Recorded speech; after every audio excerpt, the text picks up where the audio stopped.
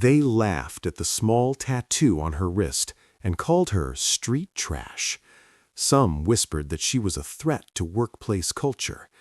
Others filmed her quietly, as if humiliation were entertainment. Security even questioned whether she had a criminal record. None of them knew that the tiny symbol etched into her skin was once tied to a classified national security operation. And when the CEO would finally recognize it, he wouldn't laugh. He would stand, bow his head, and say words no one expected. "I once commanded the unit that bore this seal." Natalie Carter sat alone in the corner of the Atlas Core Systems lobby, her hands folded neatly in her lap. It was her first day. Her blouse was slightly wrinkled from the bus ride, her gray slacks a bit too long, bunching above scuffed flats. She wore no makeup, no jewelry, nothing meant to draw attention. At 29, she should have looked confident.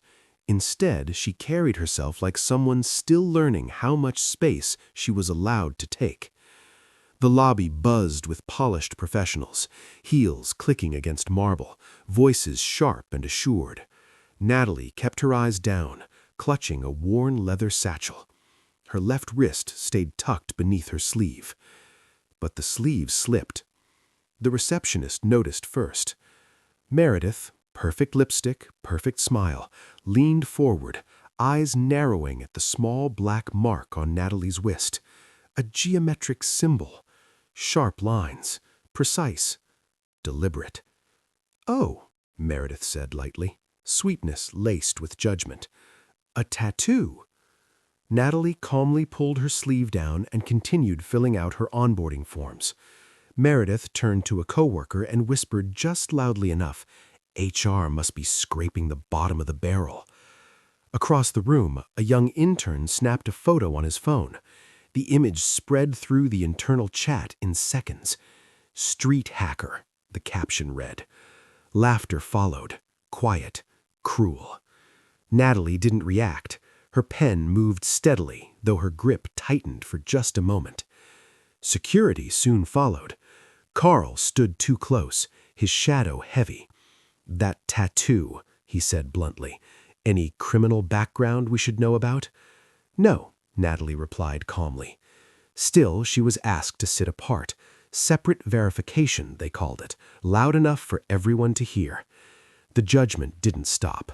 In the restroom, in the break room, in meetings, comments followed her like a shadow. They mocked her clothes, her silence, her ink. They called her unprofessional, out of place, a liability. Yet she endured it all without protest, because she hadn't come here to prove anything.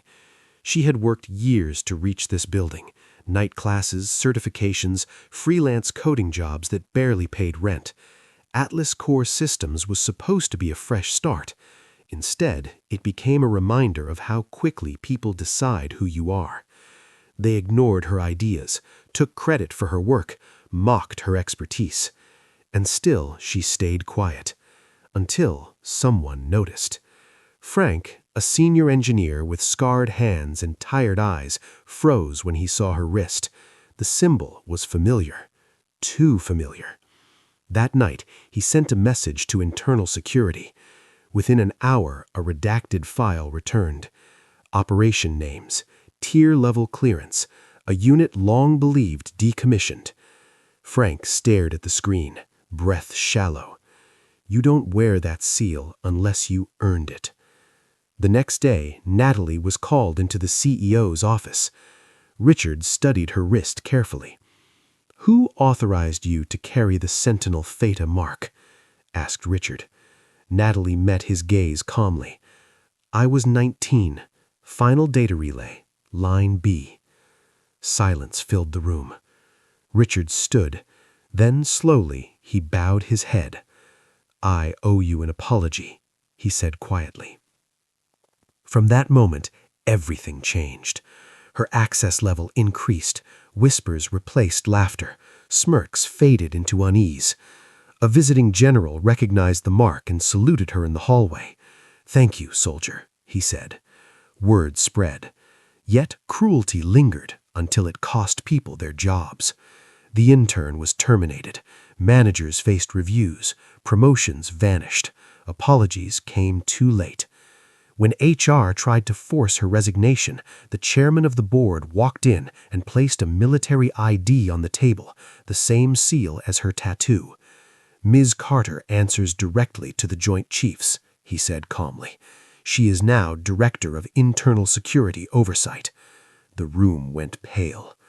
Natalie folded the resignation letter and smiled, not with pride, not with revenge, but with certainty. Days later, she walked the same hallway where she had once been mocked. Her blouse was still wrinkled, her satchel still worn, but no one laughed. She no longer hid the tattoo, she let it show. At the end of the corridor, a new nameplate gleamed. Director Natalie Carter. She didn't stop to admire it. She kept walking. Because respect didn't come from titles or approval, it came from what she had already survived, long before anyone here ever knew her name. Sometimes the world judges too fast. Sometimes it's wrong. And sometimes the quiet ones are carrying truths far heavier than anyone imagines.